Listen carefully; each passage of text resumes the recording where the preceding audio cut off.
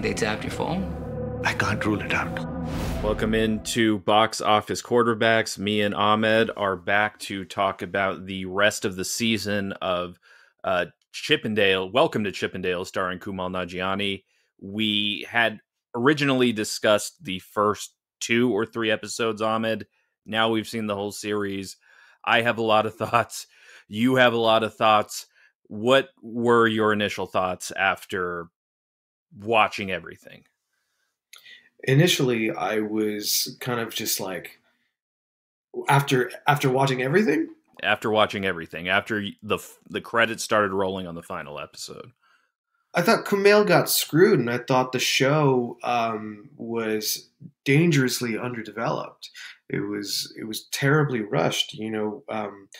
Jeff, I've been covering the show quite extensively, just for the hell of it, and so I'm familiar with the story now of Showman, aka Steve Banerjee, and they had so much potential, and it just, Kumail was underused, the show was underdeveloped, and I couldn't believe the show wasn't as good as I had hyped it up to be in the beginning. See, I'm coming at it from a different perspective where I didn't know much about the real life Steve Banerjee and the murders of Nick DeNoia and then how he was caught or any of that. But I thought that the show was rushed as well. I think the 30-minute runtime, when it's all said and done, hurt the show more than anything. If you gave this like an hour for some of these moments to really have an impact, I think it would have made this show a lot stronger, especially the penultimate episode when Nick does die. It's so rushed and you're out of there like within 5 minutes and it doesn't really hit you. So I do agree with you there that Kumail, of all people, did kind of get the short end of the stick here. Well, and like, it didn't even have to be, an hour. Make it another season, make it like go ahead, take your time, because there was so much material. I don't understand how they felt it was okay to put 6 years of real events, real time, and just put it into 6 episodes without really touching on hell, you said the episode where Nick DeNoia died. I'm going to just go in and talk about the episode where they catch Steve. It just goes 5 years later. Like, wait. What happened in those 5 years, though, after Nick DeNoia leaves? Because that was where the interesting thing happens. Steve does coke in real life. He also becomes hella paranoid. And I'm talking about the real life Steve. He was a monster. And to have Kumail play this character, this real life character, it would have been awesome to see him be a monster, because he was almost unrecognizable. Whenever he was used, he was almost unrecognizable. It really showed off his acting chops. If we'll have a link to the description in the bio. If you're listening to the podcast, go to boxofficeqbs.com and check out the review I did and how I think that this is really going to help people recognize that Kumail can actually act. He's not just a comic. He doesn't have to be the wisecracking guy in everything. He can be serious sometimes. Yeah, this did give off that impression that he can be this leading actor, and he did book that new movie where he is going to have his first dramatic role, and I forget the name, but honestly, the last 2 episodes of 7 and 8 or whatever it was, he was great in those. And the penultimate episode really reminded me of Ozymandias, which is the 3rd to last episode of Breaking Bad, where everything comes falling down and, he is just paranoid out of his mind and he wants Irene to leave with him and all this stuff. So it really did remind me, it's not as good as Ozymandias. It's definitely never going to be that caliber, but it was like the light version of that, I guess, the 30-minute condensed version of something like that. But Kumail's acting is fantastic in that episode. And the last episode, when his handyman is trying to give him up to the FBI, in that hotel room in Switzerland. That's such good acting as well. And especially when he's in the bar, when he knows something is up. I really love that episode as well. So there are some good things here. The performances definitely make up for a lot of the problems, but I don't think they make up for all of them. I'm with you, but at the same time I disagree just a little bit in the sense that towards the very end it seemed like the acting was a little over the top. And I only say that because when I watched the documentary, which is also on Hulu, the Chippendale Murders, the dialogue in how Steve Banerjee gets caught, it's amazing. And I felt like they made Ray Colon look like a bitch. You know what I mean? Where he's just kind of ready to give up and just rat out his boss despite that whole oath of loyalty and kissing his hand.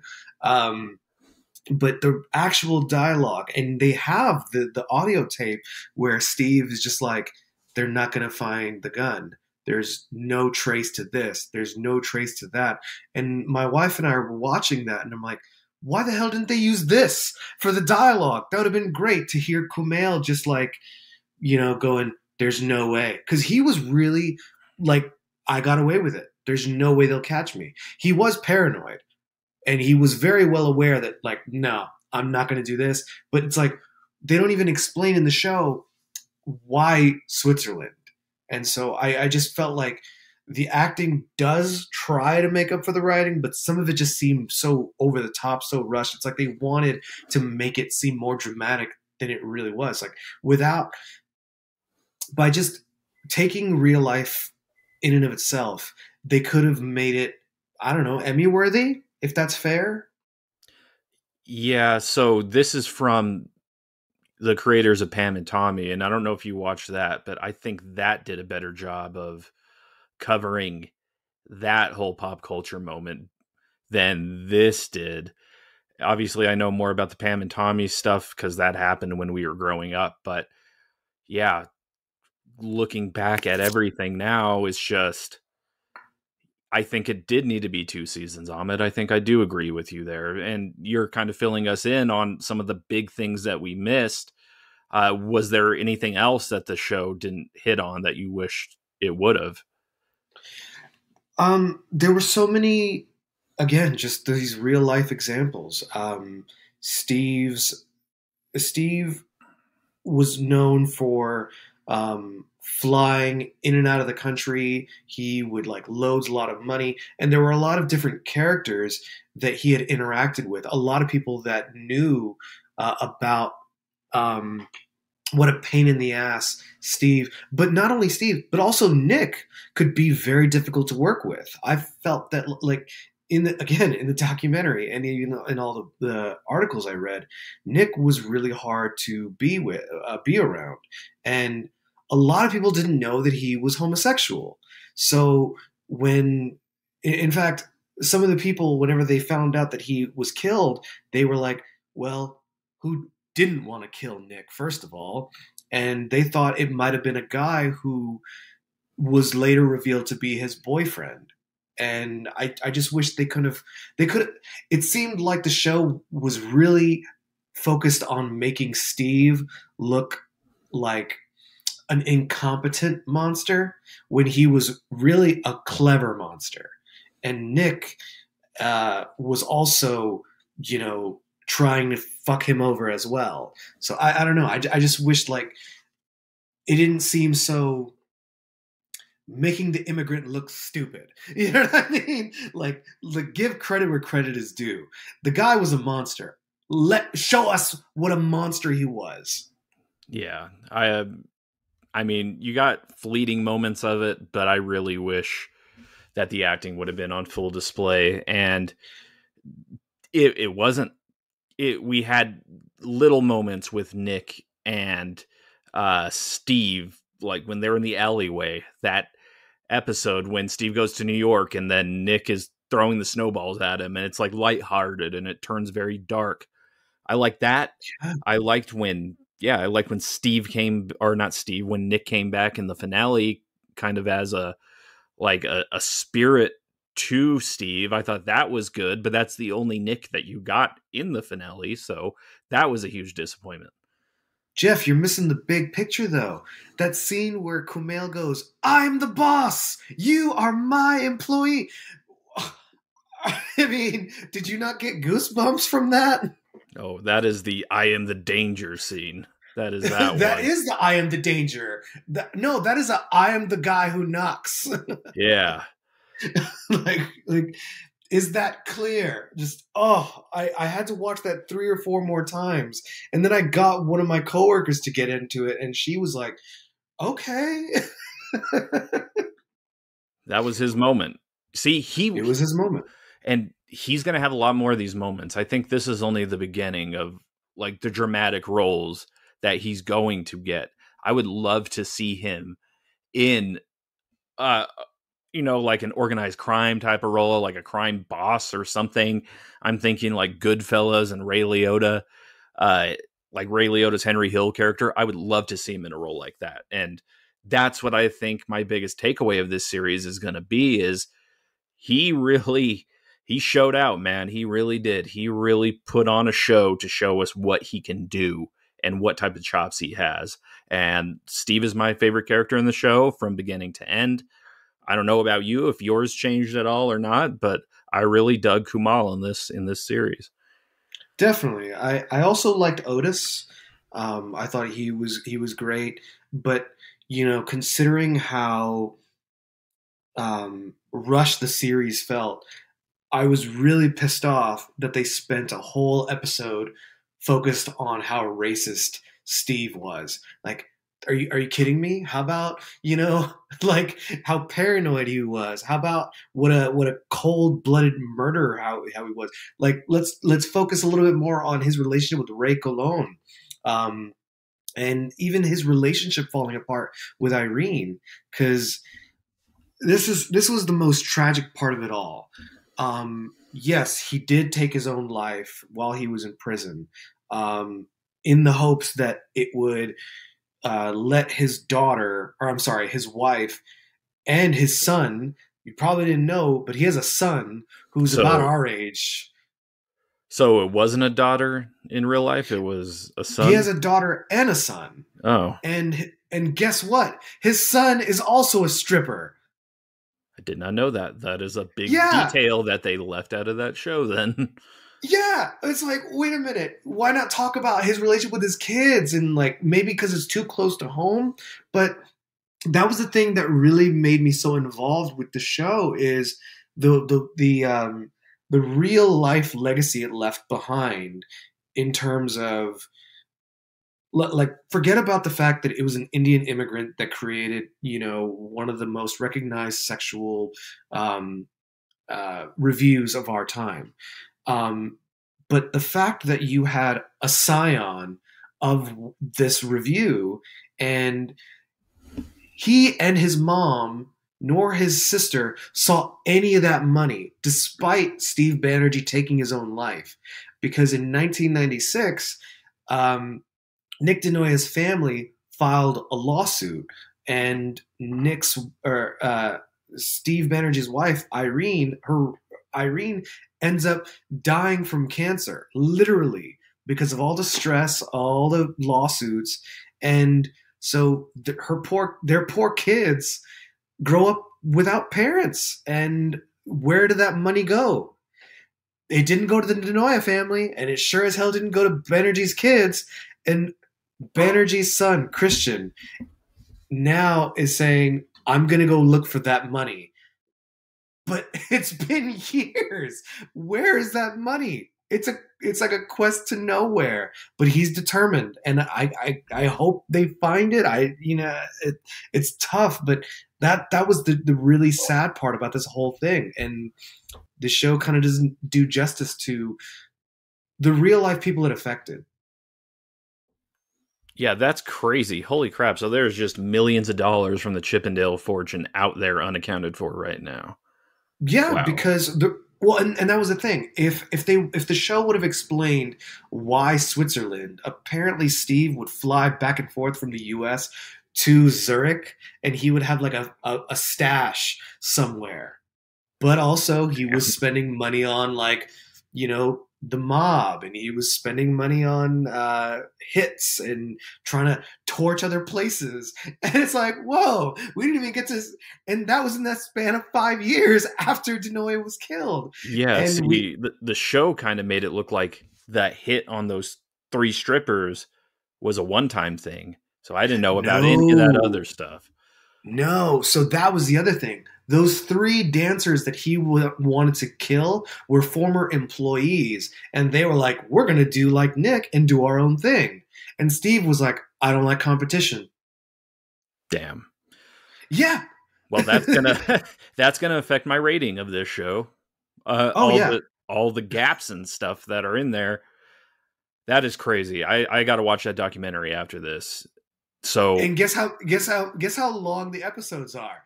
An hour. Oh my god.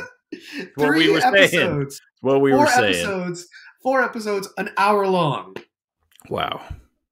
And all the characters, all the primary sources, they have Steve Banerjee's son, and he looks just like his dad. And his dad, except, you know, a more beefed up version of his dad. But you had all these like buff, macho looking strippers, and then you see, you know, Kumail, obviously, because he's been working out, tried to put on weight. He still looks in really good shape. Whereas the real life Steve Banerjee is the stocky, round faced individual. But these buff strippers were like, yeah, he scared the fuck out of me. Jeez. You know what I mean? That is crazy. Yeah. Yeah. So let's talk about ratings. Ahmed, I'm gonna let you go first. You're spitting, man. I'm not gonna step on your toes. This is your thing. So I appreciate you. I have to give the show a starter because it had a lot of potential. It started out strong and then it just kind of fizzled out. I don't know what for, but I would give Kumail's. I'm going to give 2 ratings. All-star for the show, but for Kumail's performance, I'm giving him an all-star because this is just proof that he can act, and he's making moves for brown actors, brown people in the entertainment industry. Sorry, Hassan Minhaj. Sorry, Aziz, Mindy Kaling. Love you guys, but this is what we needed. And how ironic, you know, Riz Ahmed had already been doing it, but now we got Kumail. And Kumail is a fucking comedian, and he's just like, look at me, I can do it all. yeah, I think I'm going to agree with you. I think I'm going to give the show a starter. It was good to where me and my wife were looking forward to it every single week. Like, oh, Chippendales came out. We got to watch Chippendales. So we finished it. Like, we went week to week and we did the whole thing with it. So I would recommend it. I would also, I guess, recommend looking up the real life stuff, though, too, once you're done with it to compare, because I didn't read anything about it until the end. So what Ahmed is telling me, though, there's some deeper layers there that I really am going to look into now. So that was disappointing to hear, but I did enjoy the show nonetheless. And ultimately, I mean, let's look at the bigger picture of this show. It was a haunting portrayal of, you know, the American dream. And that's why it was so powerful to hear Kumail as Steve Banerjee say in his jail cell to a ghost of Nick Denoya, you don't know what it's like, you know, for me, being an immigrant. People look at you and we have to fight. I was pissed off that it took so long for that to come out, but I love that it came out. I wish they could have just explored more of that theme of you know, Steve trying to appeal to his mom, appeal to, you know, this is what I have to do, because he wanted to be the next Hugh Hefner. And he kind of did, but how does one become Hugh Hefner? How does one make an omelet? They have to crack a bunch of eggs. Yes. Yeah. I mean, you said it all, my friend. You filled in the gaps. You did all the stuff. Chippendales. Welcome to Chippendales is on Hulu, though. If you guys want to check it out, do check out Ahmed's article on Kumail Nanjiani and everything he's talked about when it comes to this show. You could find it on boxofficeqbs.com on the review board. You could follow Ahmed on Twitter, and his Twitter is linked on our profile. And he has a lot more of his work on there as well. But I am Jeff. He's Ahmed. This has been another edition of Box Office Quarterbacks. We will be back very, very soon. Hope you guys have a good week.